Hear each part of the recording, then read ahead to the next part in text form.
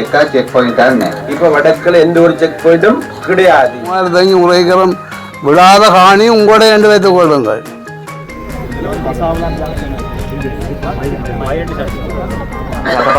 மகாஜன முதல் ஹொரக்கான் கொண்டாண்டுவான் නෙමෙයි. நாங்கள் 5% கூட களவெடுக்கிற அரசாங்கம் இல்லை. அவர்களுக்கு ஒரு தலையீடியாக இருப்பதனால் தான் சுமந்திரன் மீது காய்ச்சலாக இருக்கிறார்கள். பிரகாஷ் தோழரும் அடிக்கடி எங்களுக்கு சொல்லிக் கொண்டிருக்கிறாரு, இங்க இருக்கிற அந்த இடங்களை விடுவித்து தர சொல்லி அதுக்கான நாங்கள் திரும்பவும் பாதுகாப்பு அமைச்சோட கதைக்கிறதுக்கு விமான விஸ்தரி பண்றது இன்றைக்கு தோட்டம் ராணுவம் தோட்டம் செய்யுது. மே கசிப்பு பிரச்சனை இங்க எப்படி கசிப்பு பிரச்சனை?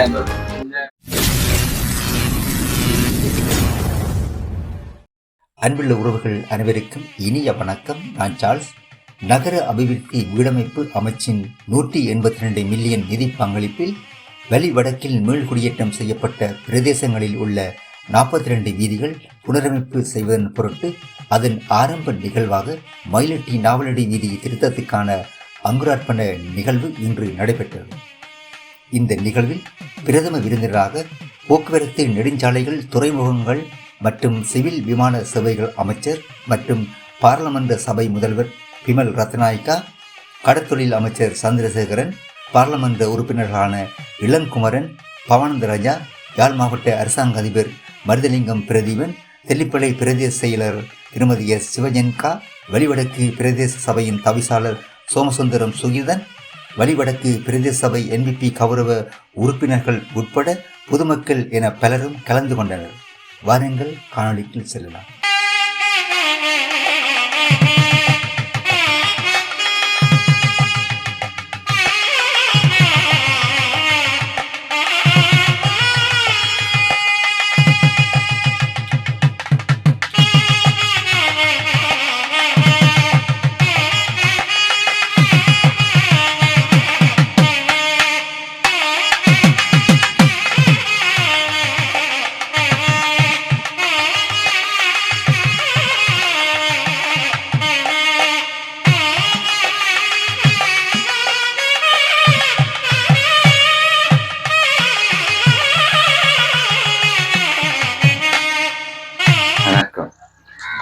தமிழ்நாட்டில் ரஷ்யாது உக்ரைனுக்கு அதானே பண்ணிட்டு நாங்கள் கொஞ்சம் லேட்டாக போனதுக்கான நீங்கள் எங்களுக்கு ஏசி கொண்டு இருந்தீங்களா?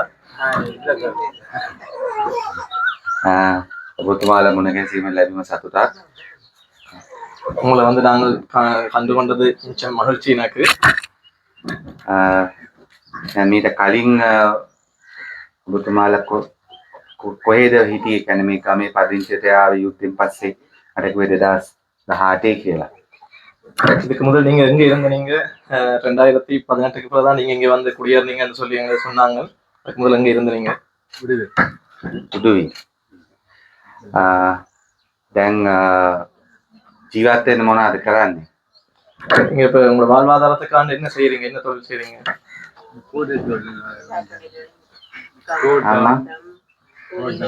බවා කරනවලු කූලි වැඩක් කරනවා.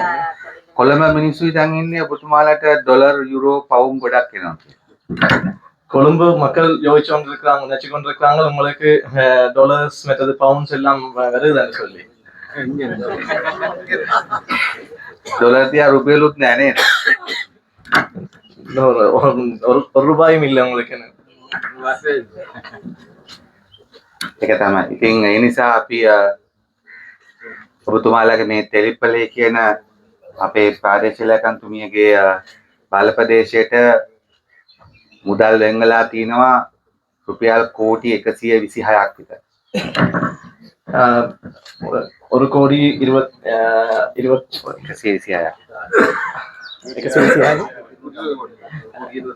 1,250 மில்லியன் கோடி 1,250 மில்லியன் கோடி உங்களோட பிரதேசத்துக்கு ஒதுக்கப்பட்டிருக்குது. டிஎஸ் மேடம் பிரதேசத்துக்கு 120 கோடி ஒதுக்கப்பட்டிருக்கு உங்களுக்கு. මට දෙමළ කතා කරන්න බැන්නාට මෙයා කියන වැරදිව මට තේරෙනවා. எனக்கு தமிழ் கதைக்கு எல்லாத்தையும் இவர் சொல்ற பிள்ளை எனக்கு விளங்குது. ඉතින් ඒ සල්ලි ලංකාවේ මිනිස්සුන්ගේ සල්ලි. அந்த காசு இலங்கை மக்களுடைய பணம். ඔබතුමාලා බඩු ගනිද්දී සීනි ගනිද්දී ටෙලිෆෝන් කෝල් ගනිද්දී ආණ්ඩුවට බදු ගෙවනවනේ. நீங்க வந்து பொருட்கள் வாங்கிக்க சீனி வாங்கிக்க டெலிஃபோன் போல் கேட்க அதுல வர அந்த வெட்பெரு அதாவது வெட்டை வந்து நீங்க அரசாங்கத்துக்கு கொடுக்குறீங்க தானே? ඒ සල්ලි වලින් තමයි අපි මේ පාරවල් හදන්න ඔබතුමාලට මේ ප්‍රදේශ මීට වඩා ටිකක් ඉස්සරහට ගන්න මුදල් වෙන් කරලා තියෙනවා. அந்த உங்களுடைய பணத்துல தான் வந்து இந்த பிரதேசத்தை வந்து கட்டி எழுப்புறதுக்கான பணம் வந்து ஒதுக்கப்பட்டிருக்குது. අපි ජනාධිපති අනුර කුමාර සහෝදරයාගේ ආණ්ඩුව විදියට අපි මුලින්ම ඔබතුමාට ස්තුතිවන්ත වෙනවා. පසුගිය මැතිවරණවලදී අපිව දන්නේ නැතුව දකින්නේ නැතුව දේශීය මක්ක ශක්තියට මේ පළාතේ ගොඩක් අය ඡන්ද දුන්නා. எங்களை அன்ற தோழருடைய அரசாங்கத்திற்கு கடந்த காலத்துல நீங்கள் எங்களை காணாமலே எங்களுக்கு வந்து இவ்வளவு ஓட்ஸ் வந்து கொடுத்திருந்தீங்க. அதுக்கு உங்களுக்கு நான் நன்றி சொல்லிக் கொள்றேன். ඒ නිසා අපිට වගකීමක් තියෙනවා ඔබතුමාලා ඇතියපු විශ්වාසය රකින්න. அதனால எங்களுக்கு பொறுப்பு இருக்குது நீங்கள் கொடுத்த இந்த நம்பிக்கையை வந்து காப்பாற்றுறதுக்கு. ඒ නිසා තමයි අපි ආණ්ඩුවක් විදියට දැන් මේ සල්ලි වෙන් කරලා තියෙන්නේ පාරවල් ගොඩක් මේ පළාතේ හැදෙනවා. அந்த வகையில தான் அரசாங்கத்தினால உங்களுக்கு இந்த நிதி ஒதுக்கப்பட்டிருக்குது. இங்க இருக்கிற பாரிய சில தெருக்களை வந்து புனரமைக்க. ඒ වගේම අපි හිතනවා ඔබතුමාලට මම හිතන්නේ ගෙවල් දීලා තියෙනවා. ගෙවල් හදලා ඉවරයිද? உங்களுக்கு நான் நினைக்கிறேன் உங்களுக்கு வீட்டு திட்டம் கொடுக்கப்பட்டிருக்குது. வீடு கட்டி முடிஞ்சுதா? ගෙයක් හදන්න කීයක් හම්බ වෙනවද සල්ලි? வீடு கட்டுறதுக்காண்ட எவ்வளவு காசு உங்களுக்கு கிடைக்கிறது? 10,10,000. අපම 2.5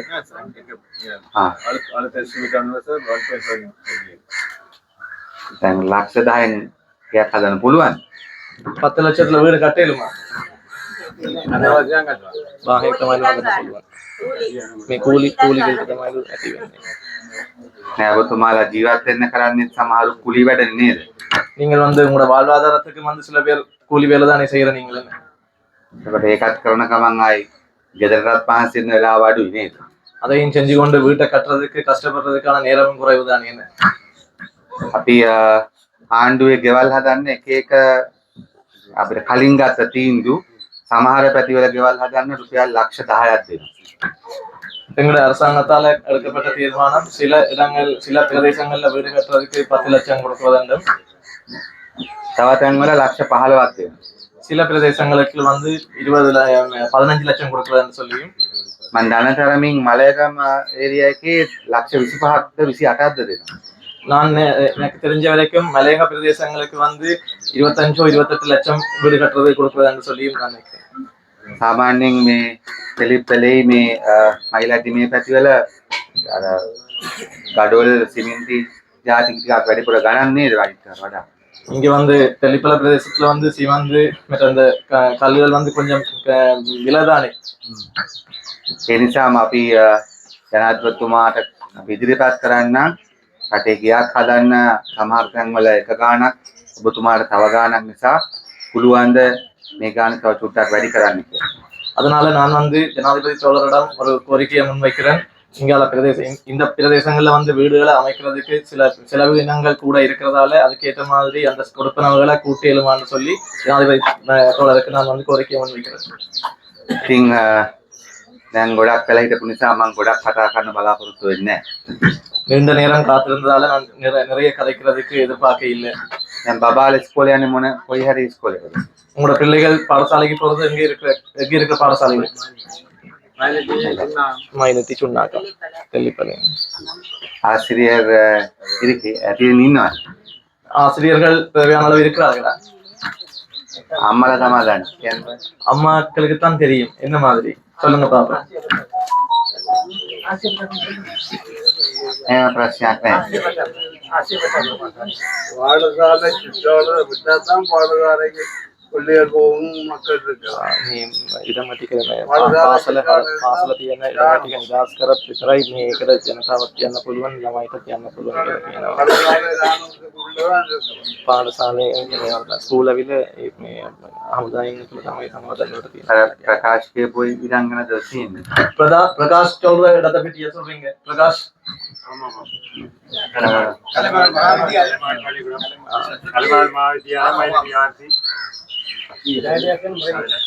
ඒවා හමුදාව ඇතුලේ හමුදා බාරේ තියෙන්නේ. இது வந்து இராணுவத்தின் கட்டுப்பகுதிகளுக்கு இருக்கிற பிரகாஷ் ඔයා කියපු ඉඩම් නෙමෙයිනේ. நீங்க சொல்ற හරි. ඉතින් අපි ඔබතුමාලාට පුළුවන් හැම උදව්වම කරන්න බලාපොරොත්තු වෙනවා. நாங்கள் உங்களுக்கு இயலுமான உதவிகளை செய்யறதுக்கு எதிர்பார்க்கிறோம். හැබැයි ඔබතුමාලාත් ඒකට දේවල් කරන්න ඕන. ஆனா நீங்களும் அதுக்குரிய சில சேவைகளை வந்து செய்ய வேணும். මේ කසිපු ප්‍රශ්නේ කොහොමද? இங்க எப்படி கசிப்பு பிரச்சனைன்றது பிரச்சனை ஹலோ නෑ නේද? දෙන්නේ. ආනන් නල්ලම. அப்படி இருந்தா நல்லமா. ඉතින් අපි පාර හදනවා විතරක් මදි ඔබතුමාලා ජීවත් වෙන තත්ත්ව වෙනස් කරන්න අපි උත්සාහ කරනවා. ඒ නිසා මෙතන තව අවුරුද්දක් විතර යනකොට අපි හිතනවා මෙතන කාන්කේසන්තුරේ කර්මාන්තපුරේ අපි දියුණු කරනවා. உங்களுக்கு வந்து இந்த பாறைகள் வீதிகள் புனரமைச்சு தந்தது மட்டும் போதாது, உங்களுடைய வாழ்வாதாரத்தையும் நாங்கள் உயர்த்த வேண்டும். அதுக்காண்டு காங்கிரஸ் துறையில உற்பத்தி சாலை ஒன்றையும் நாங்கள் போடுறதுக்கு இருக்கிறோம். ඒ වගේම අපි මේ ප්‍රකාශ් මහත්තයාත් අපි දිගටම කියනවා මේ ඉඩම් නිදහස් කරලා දෙන්න මැදිහත් වෙන්න කියලා අපි නැවත ආරක්ෂකයන්ට කතා කරන්න බලාපොරොත්තු වෙනවා. பிரகாஷ் தோழரும் வந்து அடிக்கடி எங்களுக்கு சொல்லி கொண்டிருக்கிறாரு, இங்க இருக்கிற இந்த இடங்களை வந்து விடுவித்து தர சொல்லி அதுக்கான நாங்கள் திரும்பவும் பாதுகாப்பு அமைச்சோட கதைக்கிறதுக்கு இருக்கிறோம். ඉතින් එහෙමනම් අපි රටේ පුංචි මිනිස්සුක තුළ හදාගත් ආණ්ඩුවක් තියෙන්නේ. இப்பொழுது வந்து இந்த இலங்கையில வந்து சிறு மக்களால், அதாவது சாதாரண மக்களால உருவாக்கப்பட்ட அரசாங்கம் இருக்கிறது. අපි 5%ක්වත් මහජන මුදල් හොරකම් කරන ආණ්ඩුවක් නෙමෙයි. நாங்கள் 5% கூட களவெடுக்கிற அரசாங்கம் இல்லை. ඒ නිසා දැන් මේ පාර හදද්දි මොකද්ද වෙන්න ඕනේ? அதனால இங்க இந்த வீதிகள் புறநாமைக்க என்ன செய்ய வேணும்? පාර හොඳට හදා ගන්නවද නැත්නම් කොන්ත්‍රාත් කරන කෙනාට ඕන විදිහට හදා ගන්න දෙනවද? வீதிகள் வந்து நல்ல மாதிரியான புனரமைக்கிறதா அல்லது கான்ட்ராக்டருக்கு ஏற்ற மாதிரி அவருக்கு விருப்பமான மாதிரி புனரமைக்க போறீங்களா? அந்த வித்தியாசம் ඒ නිසා මෙතන GS මහත්තයා ඉන්නවද? இங்க வந்து கிராம நிலதாரி இருக்கிறார்களா? கிராம நிலதாரி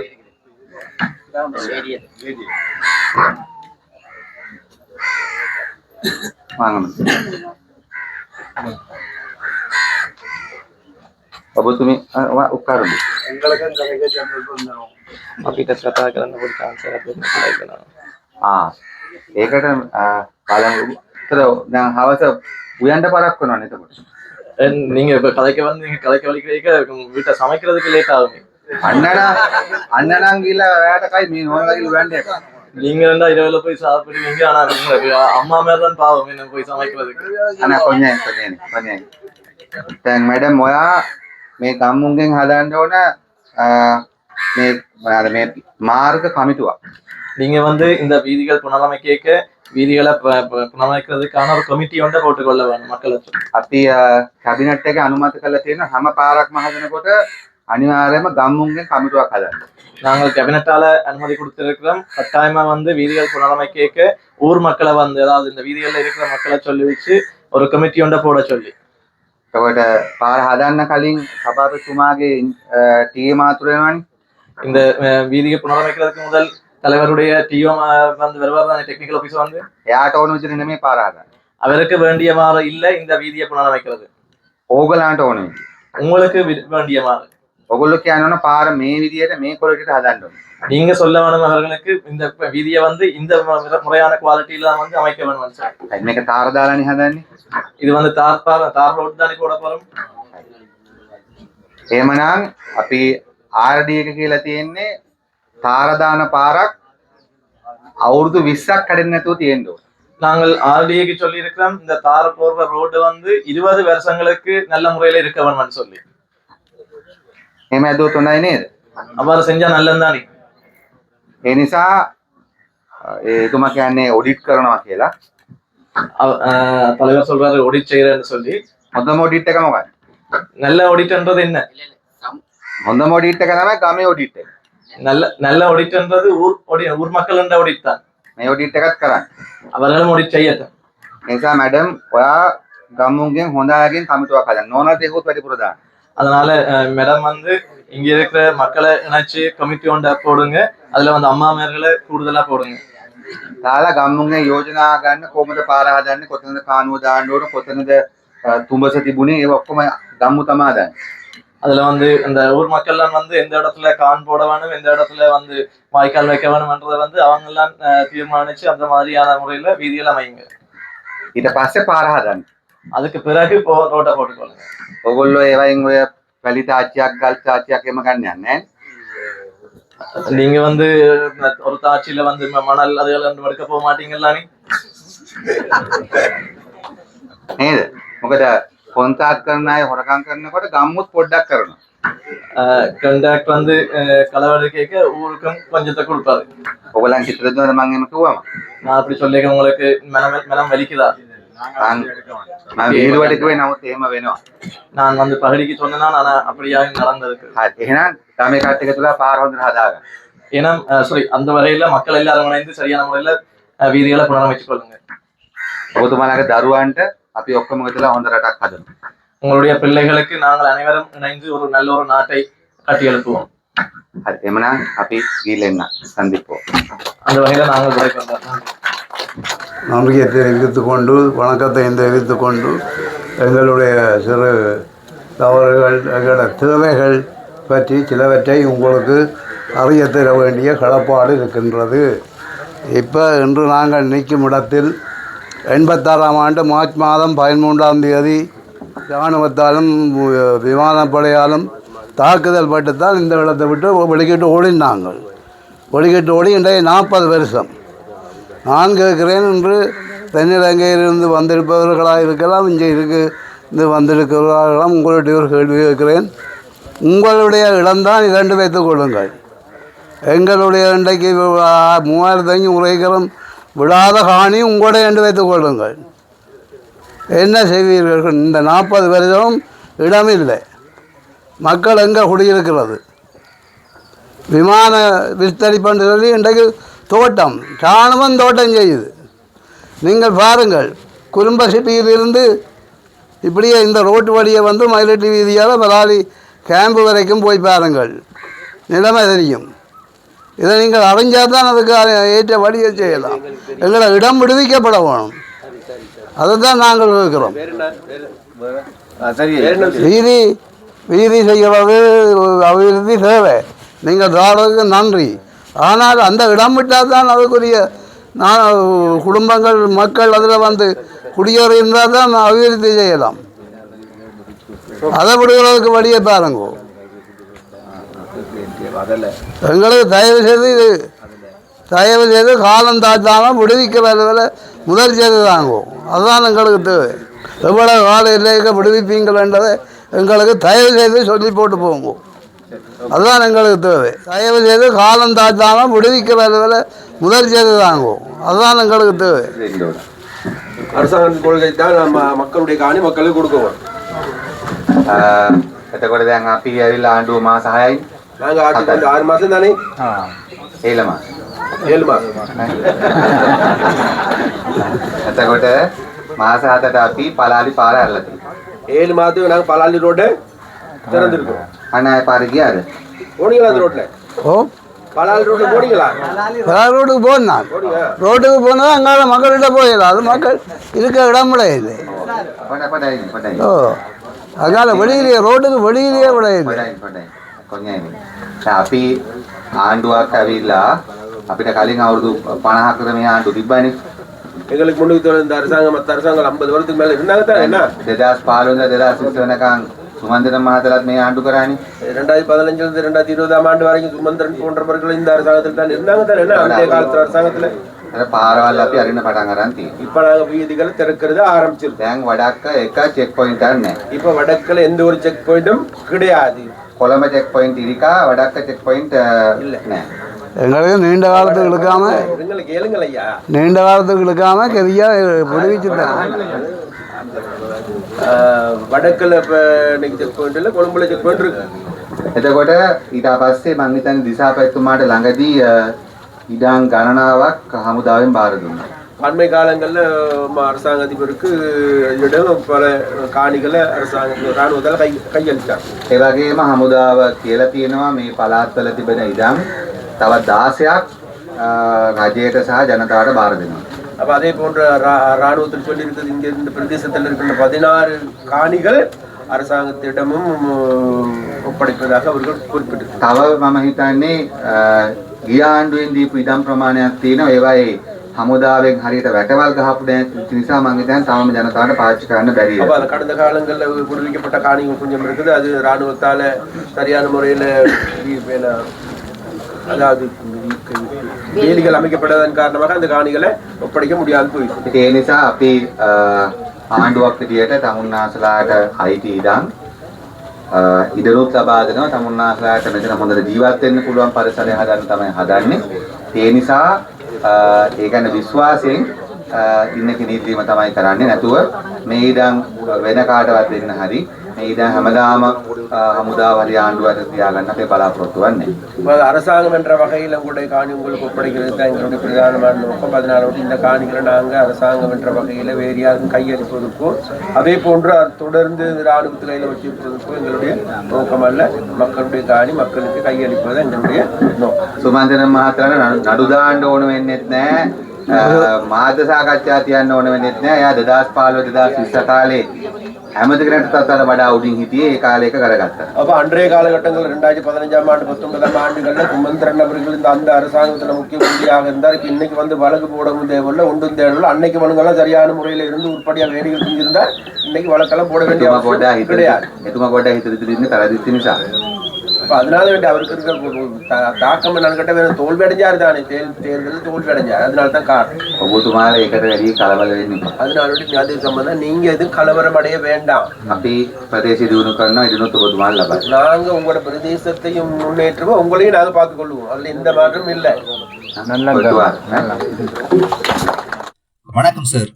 தற்போது 3 வீதிகள் தார் வீதியாக திருத்தம் செய்யப்பட உள்ளது. இது எந்த திட்டத்தில் மேற்கொள்ளப்படுகிறது? இது 3 வீதி என்றது முன்னுரிமை அடிப்படையில் இல்லை. இது வந்து இந்த எங்களது 182 மில்லியன் நகர அபிவிருத்தி வீடமைப்பு அமைச்சினால இந்த மீள்குடியேற்ற பிரதேசங்களில் வீதிகளை புனரமைப்பாக செய்த இன்றைய நிலைமையில் இன்று இந்த அமைச்சர் யாழ்ப்பாணம் மாவட்டத்துக்கு வந்த நிலைமையில் இந்த வீதி ஆரம்பிப்பு வைப்பு நடந்த ஒழிய கிட்டத்தட்ட 42 வீதிகளுக்கு மேற்பட்ட வீதிகள் வலிகாமம் வடக்கில் மீள்குடியேற்ற பிரதேசங்களில் புனரமைப்பாக நடவடிக்கிறது. அதன் ஒரு ஆரம்ப கட்ட நடவடிக்கை மட்டும்தான் இன்று. ஆனால் மக்களுடைய கோரிக்கை இந்த வீதிகள் புனரமைப்பு மட்டும் இல்லாமல் தங்களுடைய காணிகள் விடுவிக்கப்பட வேண்டும் என்றுதான் கோரிக்கையாக இருந்தது. அதிலும் குறிப்பாக மயிலட்டி கலவகளை சுற்றி இருக்கிற பிரதேசங்கள் விடுவிக்கப்பட வேண்டும் என கேட்டிருந்தார்கள். அந்த பிரதேசங்கள் விடுவிக்கிறதுக்கான முயற்சிகளை மேற்கொள்ள வேண்டும் என கேட்டிருந்தார்கள். அவர்களும் விரைவில் அதற்கான அறிவிப்புகளை வழங்குவதாகவும் கூறிவிட்டு சென்றிருந்தார்கள். குறிப்பாக இந்த பிரதேசம் உயர் பாதுகாப்பு வலியமாக 2013ஆம் ஆண்டு 5ஆம் மாதம் 29ஆம் ஆண்டு வர்த்தமானி பிரசுரம் செய்யப்பட்ட போது அதற்கான வழக்குகளை தொடுத்தவர் சுமந்திருந்தார்.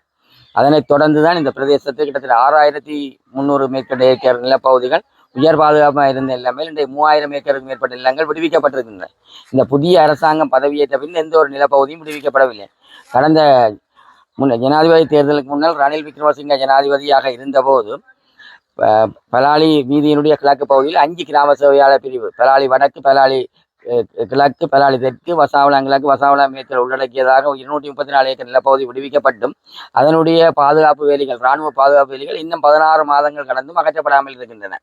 அவ்வாறான நிலைமையில்தான் அதை விட தற்பொழுது வடமராட்சி கிழக்கிலிருந்து கிளிநொச்சி முல்லைத்தீவு ஊடாக 5781 ஏக்கர் நிலப்பகுதிகள் கடற்கரை வண்டிய நிலப்பகுதி மக்களுடைய நிலங்களை சுயரிப்பதற்கான முயற்சிகள் மேற்கொள்ளப்பட்ட போது அது இங்கே வலுவில் இல்லாத ஒரு சட்டத்தை பயன்படுத்தி மேற்கொண்ட போது அதற்கு எதிராக சுமந்திரன் வழக்குகளை தாக்கியிருந்த அதனூடாக அந்த வழக்கின் ஊடாக அந்த தடை வர்த்தமானி அறிவித்தலுக்கு தடை விதிக்கப்பட்டிருப்பது அவர்களுக்கு இன்று பெரும் இடைஞ்சலாக இருப்பதுதான் காரணமாக இருக்கிறது.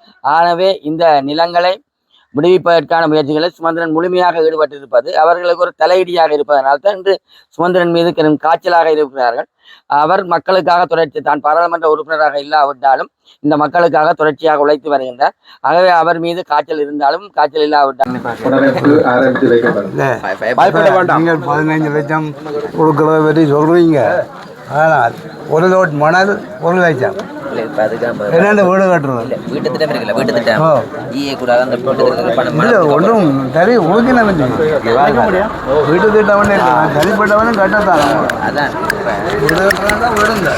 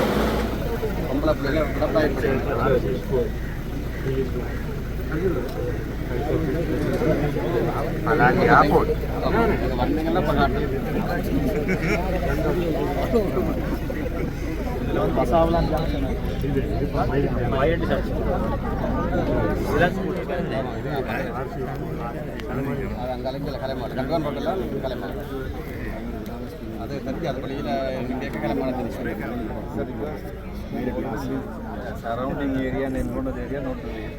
This type of bushes and everything is there. They are clear about the situation. Sometimes maybe yes, they are not common. Clear about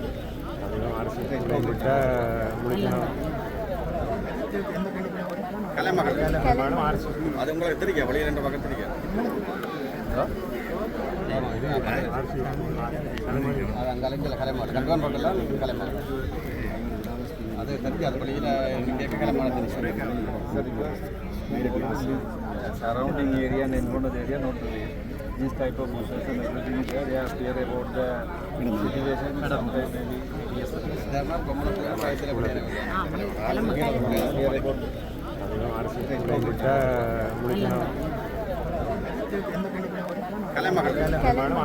அது உங்களை எத்திரிக்க வழியில் ரெண்டு பக்கம் எத்திரிக்க